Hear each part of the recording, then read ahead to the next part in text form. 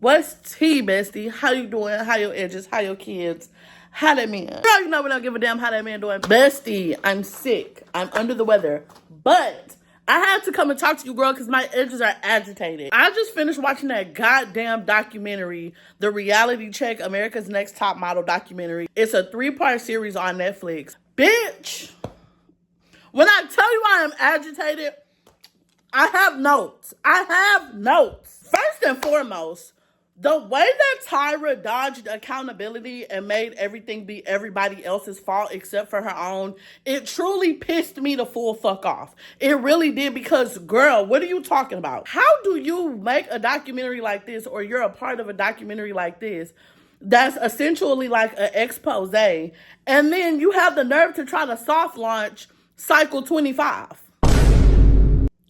What are we talking about, Tyra? I feel as though you're a bird brain. I feel as though you're truly out of touch, and it ain't even funny. It was so many times that I found myself fighting back tears watching this documentary, especially whenever Shandy's segment came on, because America's Next Top Model came out in like 2003. So I was literally like in middle school going to high school. So now reassessing this situation and looking at it with adult eyes is truly devastating, because I agree with her. Like, if y'all see that baby been drinking, y'all literally are body shaming these girls to the point where they're not really eating like that. Y'all got them doing all of these challenges, all of this stuff where they're working all day, they're tired. And you see that it's kind of getting to a point where she doesn't really have control, or she's not really cognizant of what's going on. And instead of stepping in to stop that, y'all just keep filming it. And then you further turn her pain into this like weird spectacle where we're watching her have to like tell her boyfriend this. We're watching her have to, process what happened to her. We're watching her have to reach out to the person that did this to her to find out, what this person has going on with them sexually, what's going on with their health. And y'all just thought all of that was like for the love of the game? For the love of the game? And then when they asked Tyra about the Shandy situation, she slick didn't remember it. A more difficult territory is Shandy. Shandy, okay. You remember the story with Shandy? Girl, what are we talking about? And mind you, that was just the tip of the iceberg. Like, the whole situation with Danny and like having her close her gap, like not offering her or giving her the option or letting her know, in this industry, this versus that is going on, and explaining to her, you literally was like, either you're going to do this or you're going home. So you forced her to have this procedure done. And then in the next cycle or however many cycles later, another girl has a gap, and you actually want to accentuate that. The thing that was really the most fascinating to me about this documentary is that we really watched her perpetuate all of these stereotypes that were put onto her, onto other people. But in my opinion, she actually was a lot worse in the way that she executed it. Because then we got to a point where, like, you're changing people's ethnicities.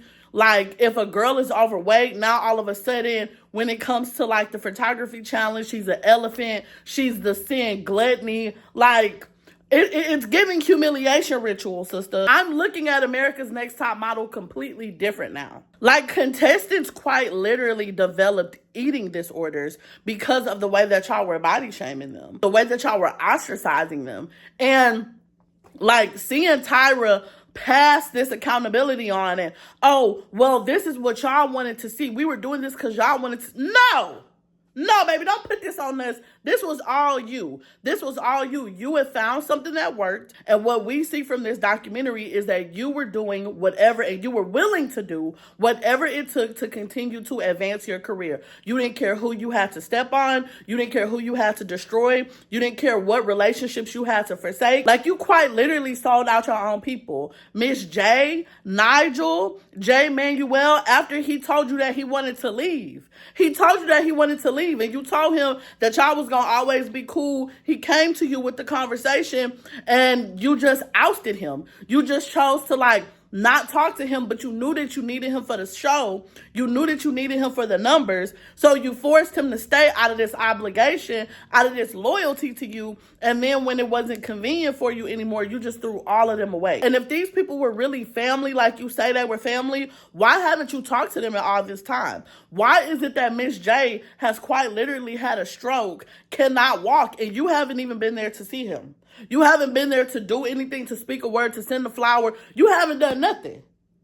And while I do believe that when you originally started out on this show, you did start out with good intentions, but I think when you saw the ability, you saw how this show was growing, you saw the potential for your career, you quickly let it turn into a spectacle. So much so that the show was like about modeling, but not actually. You weren't equipping any of these women with any tools or anything that they could actually use in the real world. So I was never able to rise to the level that I could have or should have.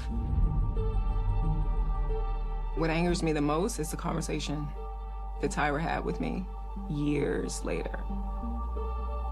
She told me that,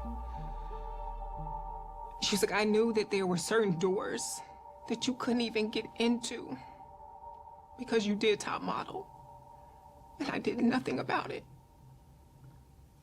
And she said to me, I always rode the fence with you. And when Winnie Harlow said that, people was jumping down her throat, but now we see all these years later, baby girl wasn't lying. Baby wasn't lying at all. When did you know you made it? I made it? Yeah. Okay. I mean, Mama, you were on we made America's it. Next Top Model. You did great, but then you really broke through, and here we are. So I really started after the show because that really didn't do anything for my career. Uh-huh. Which it doesn't do anything for any model's career, realistically. But you think that we want to cycle 25.